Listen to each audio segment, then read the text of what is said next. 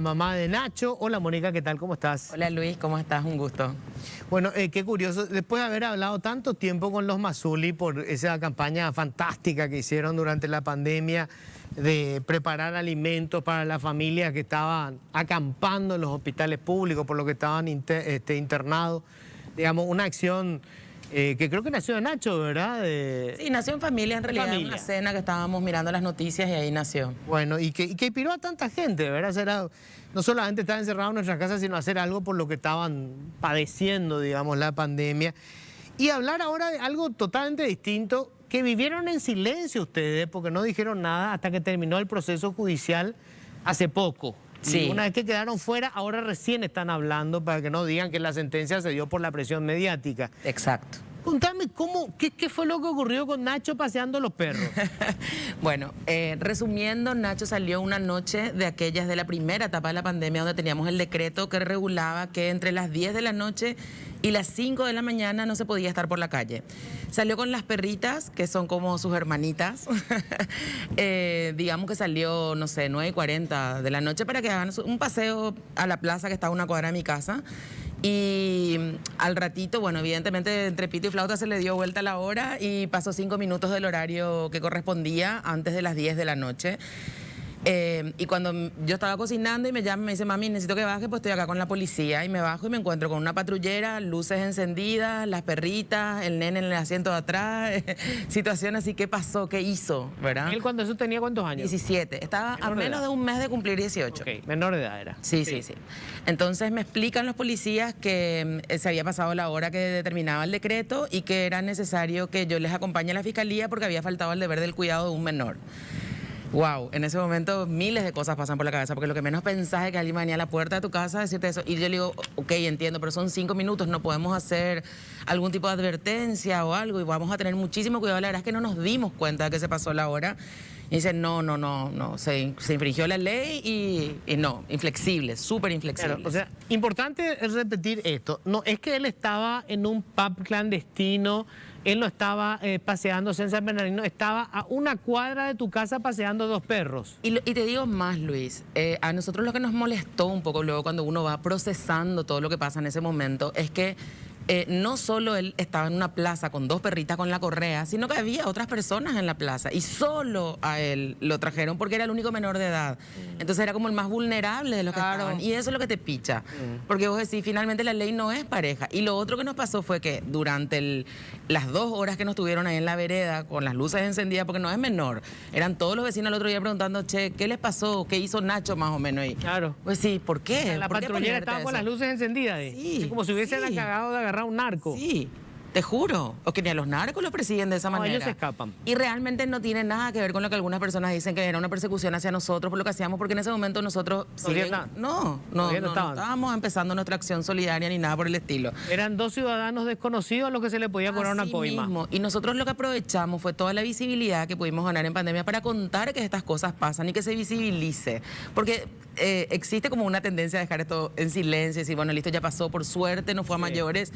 Pero el proceso es muy difícil, es muy doloroso en el medio y no es justo. Ahora, ¿qué pasó? Llegaron, los detuvieron, te dijeron, tenés que ir a la fiscalía. Sí. Porque violaste el deber de cuidado. Sí, entonces, y ellos querían que yo me suba a la patrullera. Entonces yo le digo, bueno, yo no tengo mis documentos, estaba con un delantal de cocina y le digo, me permiten, voy a subir y voy a cambiarme, buscar mis documentos, etcétera. Y obviamente cuando subo, llamo a Víctor, que es mi novio, y le explico, y él llama a su hermana y me dice, no, espera, no hagas nada hasta que yo llegue. Llega y bajamos los dos juntos. Yo estuve como 15 minutos más o menos arriba sin volver a entrar en contacto con los oficiales. Tenía la esperanza que se vayan, pero no, confieso. Se quedaron ahí firmes. Y bueno, y al bajar, cuando la abogada le dice, ¿por qué le están diciendo que se tiene que ir a la fiscalía? Si ustedes lo que tienen que hacer es labrar un acta en todo caso y listo. Claro. Y ahí le dicen ellos, no, nosotros nunca dijimos eso. Ok, tampoco vamos a discutir porque era discutir mi palabra contra la de ellos y ok, no valía la pena. Nosotros realmente esperábamos que sea un tirón de orejas, tengan cuidado, realmente estamos en pandemia, no pueden andar por la calle, lo considero súper válido. Por eso expliqué también y traté de ser súper clara en que yo no pienso que nosotros estemos por encima de la ley. Lo que sí te llama la atención es que un proceso como este que podía haber empezado con un acta o con una reprimenda y terminado ahí, me vuelvan a llamar 2 años después pidiéndome que nos presentemos a una audiencia, que Nacho haga una evaluación psicológica en el Palacio, con todo lo que eso implicó, porque el proceso es horrible. O sea, Nacho es una persona súper sana emocionalmente, que yo me dediqué a que así sea. O sea, yo hice un esfuerzo de educación y de acompañamiento maternal para que así sea. Y lo primero, lo primero es el estigma. Ah, lo que pasa es que vos sos mamá soltera, tus padres no están juntos, vos tenés un trauma. O sea, Mónica, esto pasó por la fiscalía. O sea, la fiscalía elevó el caso hasta la justicia. Sí. O sea, y aún así la justicia, que tiene un juez de garantías, no verificó por qué realmente este niño, menor, estaba siendo imputado, y le hicieron una asistencia psicológica a alguien que... No sé si la jueza, a mí me llamó la psicóloga Ivonne Almada en un día X, antes de la audiencia, y me dijo que era obligatorio que el chico se presente a hacer esta evaluación psicológica, porque si no, no se podía dar la audiencia. Y si no se daba la audiencia, se lo iba a declarar en rebeldía. O sea, se iba a ir preso tu hijo. Claro, es como kafkiano, en realidad, entras en un proceso en el que vos decís, ¿por qué tienen que hacerle todo esto, todo este además, proceso a un chico que estaba paseando dos perritos, ¿verdad? Porque a mí también me explicaron algunas personas, cuando uno se asesora, cuando pasan estas cosas, y me explicaron, no, en realidad una vez que se abre un proceso, tiene que tener una puerta de salida. Entonces lo que se hace en estos casos es dar el criterio de oportunidad, porque obviamente no puede quedar abierto para siempre, y es algo que tenés que hacer para que se cierre. Lo que pasa es que la forma en que se manejó el proceso, realmente Nacho salió súper angustiado y me dice, mamá, esto es horrible, yo no sé qué van a poner en ese informe, porque la psicóloga estaba empeñada en decir que yo era una persona con problemas. ¿Y cómo vos te sentís en ese momento? Y encima, recién ella se da cuenta cuando él le dice, señora, usted, licenciado, no sé cómo le dijo, pero yo no sé si usted sabe por qué yo tengo esta causa. Y ella, sorprendidísima, no sabía.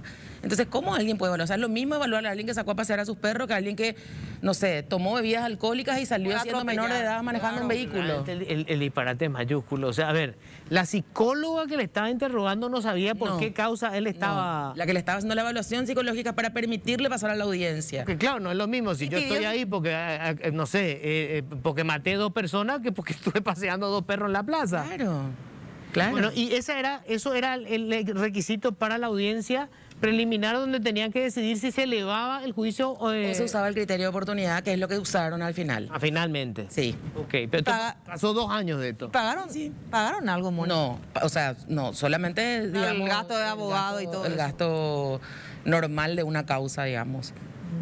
Claro, acá no es solamente lo que le hicieron vivir a todos ellos, ¿verdad? El gasto del Estado al pedo, porque Eso es lo que nosotros reclamamos. horas de funcionario público lo que le estamos pagando. A ver, yo me decido contar esto porque yo me pongo a pensar y veo todos los días en las noticias gente que está tomando tereré en la calle y la asaltan. Uno mismo ya pasó por esto. A mí me encañonaron una vez, me sacaron todo lo que tenía en el momento, y eso no te recuperas fácilmente porque te queda un impacto que vivís paranoico y con miedo y no da gusto. No sé, le balean a alguien dentro de un concierto y no pasa nada. Al otro día le matan a alguien que está saliendo de su casa. O sea, es grosero el nivel de inseguridad que estamos viviendo, pero mi hijo salió a pasear 2 perros a la calle y llega a esta instancia que podía haber terminado antes con una persona y no, o sea, porque no había, como yo puse, no había causa, no había ningún motivo. Él está motivo. con un antecedente por imputación por violación. Tiene una causa, él está en el sistema ya. Qué terrible, o sea, una persona que no hizo nada, que le dejen un antecedente como ese, ¿verdad? Y se queda por delito ambiental, o sea, quemó una plaza, tiró basura tóxica, ¿qué hizo? Se queda así, después cuando revisaste percata que le pasó a 2 perros. Pero imagínate, Pati, que cuando a mí me llaman y me dicen lo de la causa, me costó relacionar entre el día que vino con la patrullera a traerme los perritos y entender por qué me estaban llamando para mandarme una citación. No hilaba. No. Lo que te decían los policías de violación del deber de cuidado era como un apriete para que te subas a la patrullera y llevarles a la comisaría o a la fiscalía. Perdón, pero él fue imputado por delito medioambiental. Sí. Claro, porque el famoso tema de la cuarentena sanitaria creo que figuraba dentro de lo que es la ley medioambiental. Por eso... Pero, a ver, pero él primero era menor de edad. ¿Cómo? Cuando ocurrió el hecho era menor de edad, pero finalmente la causa fue contra él. No sé. Por eso decíamos hace rato como un ejemplo el caso del casamiento del yerno y la hija del expresidente Cartes, que resolvieron en una semana. En menos de una semana. Nota. El abogado presenta una nota diciendo, mi cliente solicita que se defina una multa y paga la multa y termina el caso. No hubo caso ahí. No hubo una imputación, un proceso largo, juez de garantía, evaluación psicológica. No hubo nada de eso. Era una multa y terminaba el caso. Correcto. Llama mucho la atención que ustedes tengan un proceso que dura 2 años, ¿verdad? Solo para recordar, estamos hablando de un presunto delito medioambiental. ¿Cuántos delitos medioambientales tenemos que no corren? Hay que no hay preguntarle proceso? al fiscal. Acá se gastó recursos, el tiempo de la jueza, de los fiscales, porque hubo fiscales que tuvieron que Pero tomar el imputó, caso, Luis, de el la psicóloga que estuvo perdiendo su tiempo haciéndole la entrevista a un chico que paseó 2 perros. El que le imputa es el fiscal Oscar Delfino. Correcto. O sea, este es el fiscal que le había liberado o pidió el sobreseimiento definitivo de Mauricio Ulino, quien conduciendo bajo los efectos del alcohol le mató a una persona. O sea, él le libera a una persona que mató a otra, pero a tu niño le imputa. Y te cuento que el día que estuvieron los policías ahí abajo, enfrente de mi casa, ellos hablaron con el fiscal por teléfono. Con el fiscal Oscar Delfino. Sí. Que eso figura en el acta, que nosotros tenemos el acta manuscrita, que le sacamos fotos con nuestros celulares. O sea, no tenemos un acta, no es que llegó algo a mi casa de oficial o que me citaron para que me vaya a retirar algo.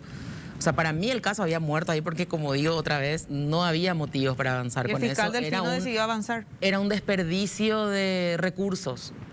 Y necesitamos tanto de esos recursos en este momento que me pareció brutal y por eso tomé la decisión de contarlo. Porque a veces es más fácil callarse también. Ahora, ¿cuándo le citó la psicóloga a Nacho? Yo recibí la citación el 1 de febrero y ella me habrá llamado la siguiente semana a mí y yo le ¿De dije... febrero de ahora? Sí. O sea, digamos, ella ya sabía quién era Nacho Mazzulli. Y aparentemente no.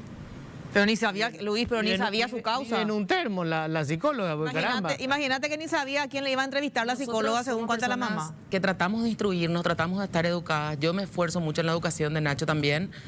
Y él, por ejemplo, lo primero que le llama la atención es cuando la psicóloga le pregunta, le cita en el Palacio de Justicia, porque ya estaban hablando entre ellos, y le dice él, ok, me voy al Palacio. ¿A Sajonia? Le pregunta él. Sí, Sagonia, le contesta la profesional que le iba a evaluar.